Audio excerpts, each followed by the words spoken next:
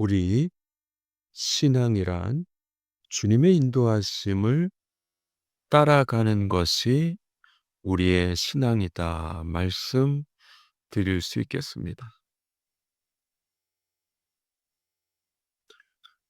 빛이시고 생명이신 주님을 따를 때 영생에 합당한 삶이 되는데요. 그러면 어떻게 주님의 인도하심을 따를 수 있을까요?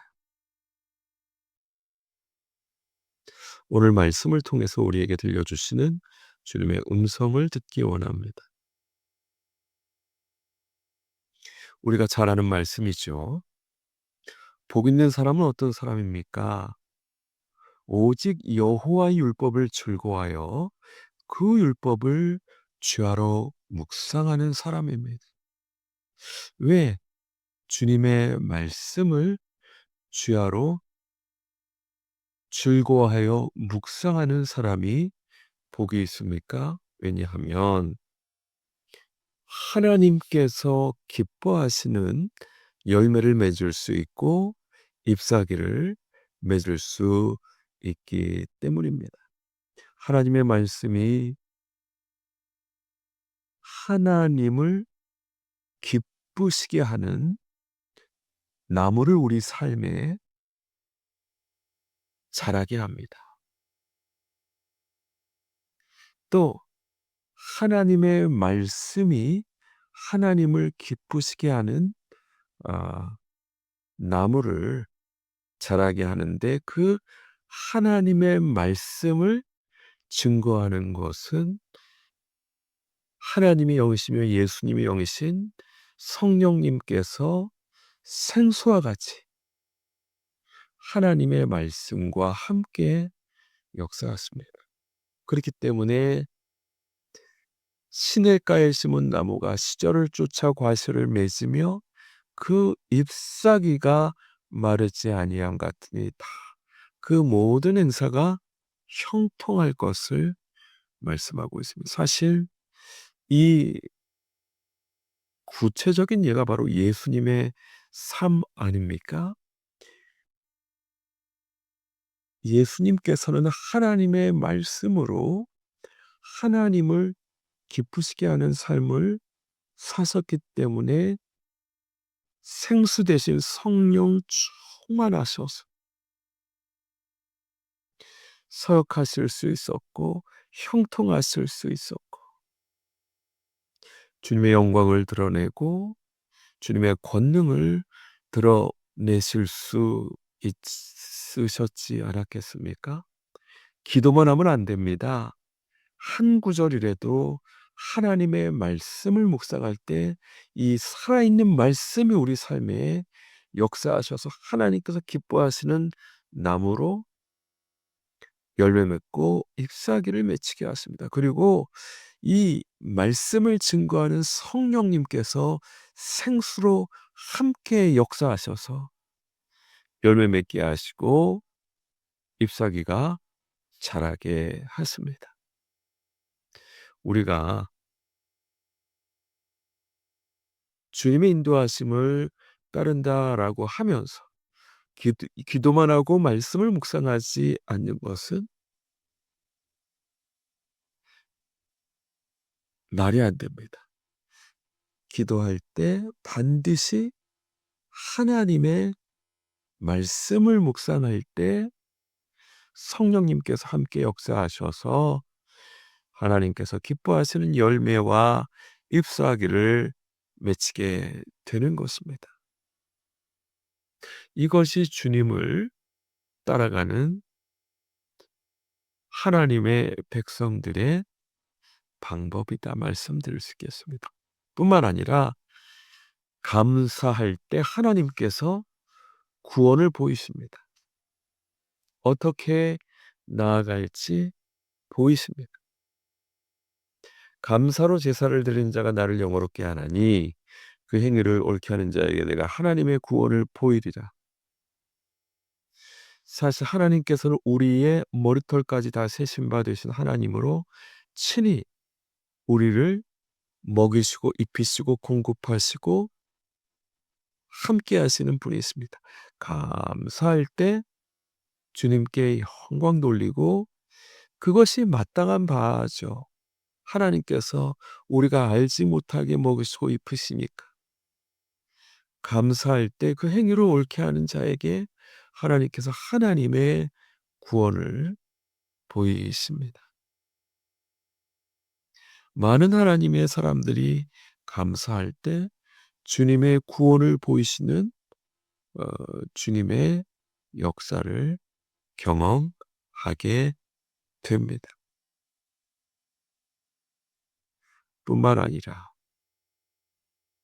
회개할 때 더욱더 주님의 길을 밝히 보이시며 내가 이르기를 내 허물을 여호와께 자복하리라 하고 주께 내 죄를 아뢰고 내 죄악을 숨기지 아니하였더니 곧 주께서 내 죄악을 사하셨나이다 셀 이로 말미암아 모든 경건한 자는 주를 만날 기회를 얻어서 주께 기도할지라 진실로 홍수가 범람할지라도 그에게 미치지 못하리이다.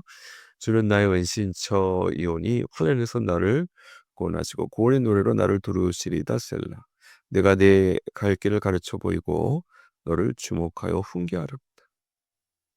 우리가 주님의 뜻대로 회개할 때 주님께서 곧 우리의 죄악을 사하시고 우리를 보호하시고 구원하시고 뿐만 아니라 더 주님을 따르게 하시기 위해서 가르쳐 갈 길을 보이시고 주목하여 훈계하시게 됩니다. 있는 자는 받아 더 풍성하게 되고 없는 자는 그 있는 것까지 빼앗기게 되는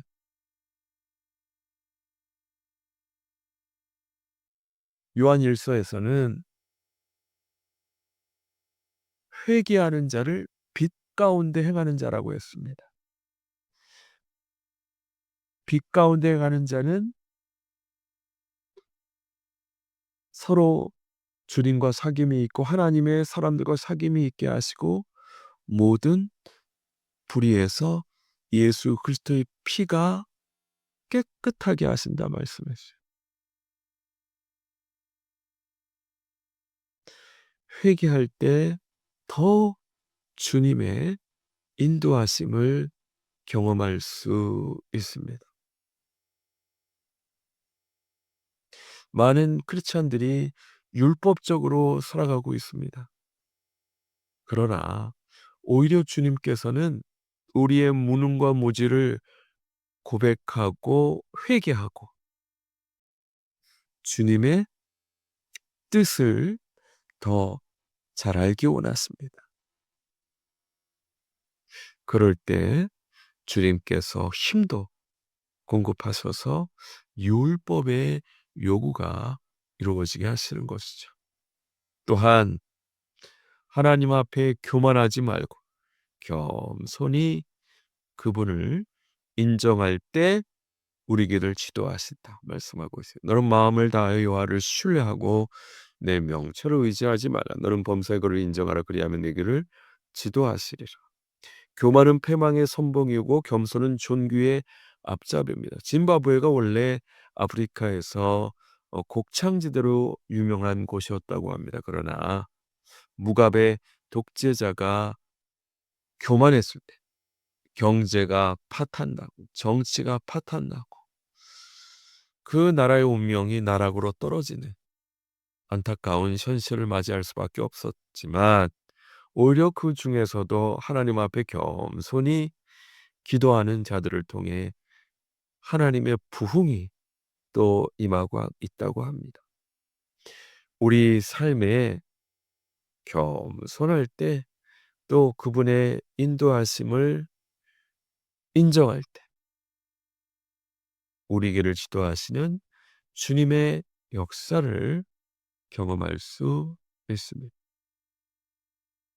마지막으로 우리의 주신 사명에 순종할 때 주님께서 앞서 행하시고 함께 하십니다. 모세가 여호수아를 불러 온 이스라엘의 목전에서 그에게 이르되 너는 강하고 담대하라. 너는 이 백성을 거느리고 여호와께서 그들의 조상에게 주리라 맹세하신 땅에 들어가서 그들에게 그 땅을 차지하게 하라. 그리하면 여호와 그가 내 앞에서 가시며 너와 함께 하사 너를 떠나지 아니하시며 버리지 아니하시리니 너는 두려워하지 말라 놀라지 말라. 왜 하나님께서 사명을 감당하는 자에게 앞서가시고 함께 하실까요? 우리에게 주신 사명을 우리로 하여금 이루게 하시기 위해서.